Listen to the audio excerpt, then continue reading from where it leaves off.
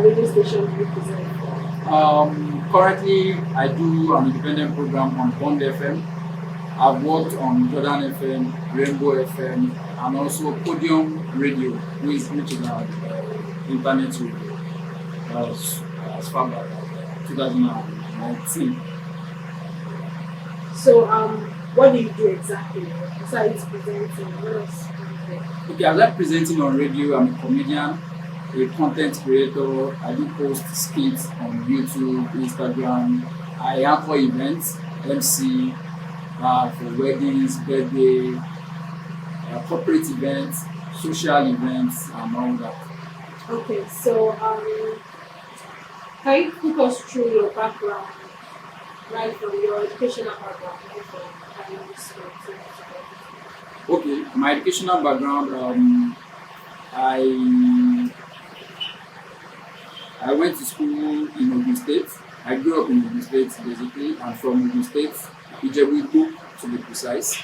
I went to school in Olabisi Onabanjo Staff School. Now Olabisi Onabanjo Staff School. Then it was also primary school. From there, I went to Mercy Model School in Ijebu too, before going to Christ King Catholic College, where I had my secondary school education. Then to Papok University for my BSc, and then to University of Lagos for my masters. So you studied what course? I studied international law and diplomacy at my first degree, and also my master's international law and diplomacy. But I specialized in human rights in the master's degree. So what made you make that switch from law to communicating? Well, the switch did not come like a decision. Like I just sat down one day and I said, today I'm going to entertainment. After I graduated from Babcock University for my first degree, we were jobless for some few years, looking for jobs up and down. Nothing serious was forthcoming, and in the absence of white collar jobs, you have to look inwards and see what you can do that can fetch you money. What I saw that I could really work with was my creativity. Back in school I used to write poems. I was right from primary school. I used to act drama on stage. Secondary school I was in literary and debating committee. University I had a dance group in Babcock University, and so when I entered the labor market and I didn't see anything to do, I was just like, okay, some of those things that I used to write down, those jokes, those stories, let me be telling people, and that was how everything just came about and metamorphosed to what we have today. So for how long have you been practicing the actor for the master of ceremony? I started the first event that I anchored, it was accidentally. That was in 2012. It was accidentally. I just went for a friend's birthday party and his MC did not show up. And he was like, I should please just help him to do something. And when I finished, his brother came to me and I was like, have I been doing this before? I said no. He was like, that I should go and work on it. That it's something that I can work on and use to make money. And that was how it started. 2012. So how has the journey been from 2012 till now? It has been full of ups and downs. It hasn't been a smooth road all through. It has been full of learning, unlearning, and relearning. There are so many things that I've learned before that I had to relearn. There are some things I learned before that I had to unlearn, and then there are some new things that I'm just getting to learn about. Okay, so what are the challenges you face as a comedian or MC? Well, the challenges as a comedian or MC, for me at this stage that I'm in now, are just basically the normal challenges Nigerians face. Take for example, I need to be at a place by 10 a.m. and I leave my house by 8 a.m. Somehow, it's not certain that you get to that place by 10 a.m. because of certain things that you go through on the road. There was a day I was going for an event, and because of the way I was dressed, it was a very social event. Like it wasn't a corporate event. If I'm going for a corporate event, I would wear suit or something. But this one was a party. It was a youth party. So I dressed in my jean, round neck. I had one bling on, even though it was panda at that time. Shaved it.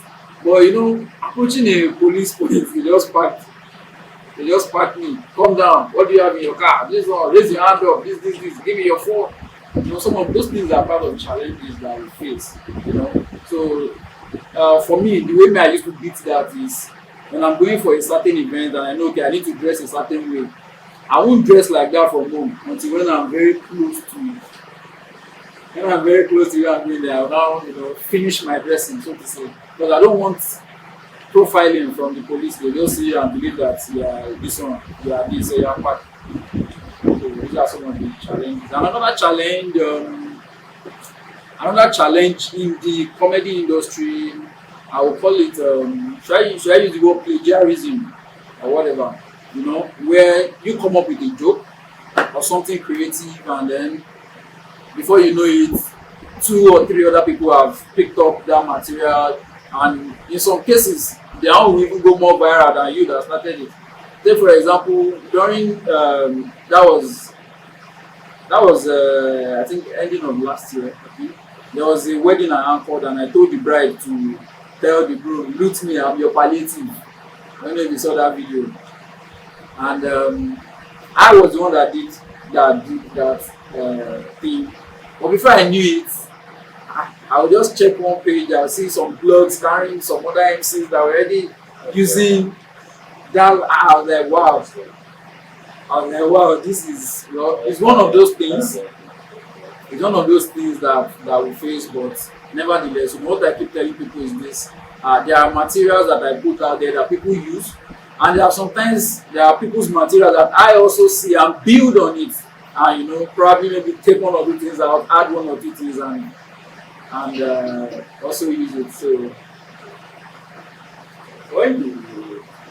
anytime you are asked to anchor an event, how do you manage to control your audience, to enter them? Let me use that word. Very good. When you come here for an event, first of all, the mistakes some MCs or comedians make is that they're all about how much you want to pay me. No. If you call me and I have an event, I will ask you some questions. Where is your event? In fact, I have a questionnaire.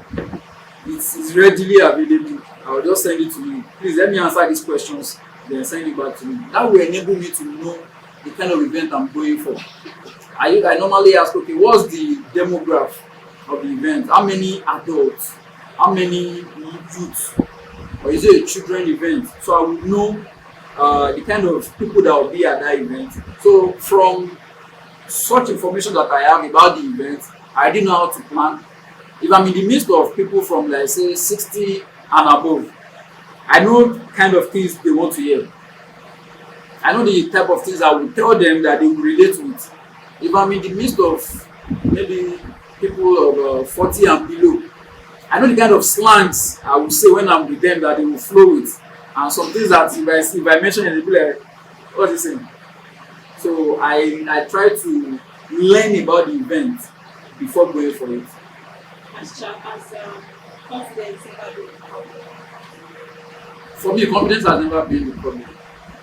Confidence has never been a problem. You see, the reason why confidence will not be a problem is because once you are prepared, you won't have confidence as a challenge. It's when, for example, you really don't know much about the event. You want to go and anchor the event, let's say a wedding, for example. You don't know the name of the groom, you don't know the name of the bride, you don't know the surname, you don't know if the father of the bride is alive or dead. And then you now say, ladies and gentlemen, it's time for the father-daughter dance. Meanwhile, the father is dead. Someone will just come and say, hey, what? You don't know. All those things. Even when you now want to do the next thing, because you don't have a prior information about that event, you'll be feeling jittery. But for me, the way I do it, before I go for your event, I will have a very large knowledge, even to the extent that I normally ask people, who are the other vendors? Who is the band that is coming to play? Is it King Sunny Ade or is it Ramoni Omoyologi? No, I need to have such informations at hand so that it will help me to do your event properly.